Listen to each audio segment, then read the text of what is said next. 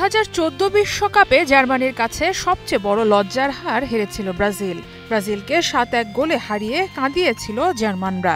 কিন্তু লজ্জার স্কোরলাইনের ওই ম্যাচে ছিলেন না নেইমার জুনিয়র।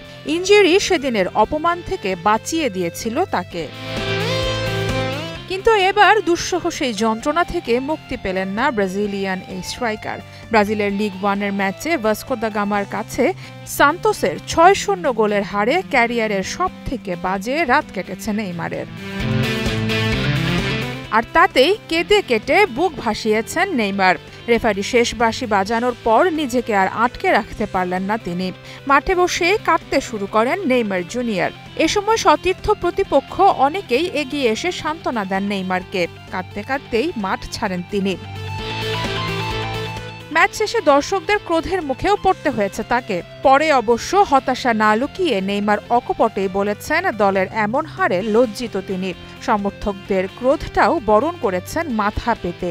আর দলের এমন পারফরম্যান্সের সাথে সাথেই কোচকে বহিষ্কার করেছে সান্তোস। এদিকে দুদিন আগেই নেইমারের জাতীয় দলে ফেরার খবর আসে গণমাধ্যমে। লম্বা ইনজুরির পর ক্লাবের ম্যাচগুলোতে নিজেকে চেনা ছন্দে ফেরাতেও শুরু করেছেন তিনি। কিন্তু এর মাঝে এমন হারের অভিজ্ঞতা নেইমারকে দীর্ঘদিন মানসিকভাবে তাড়না দেবে নিশ্চিত। সারা মাহবুব, স্টার নিউজ।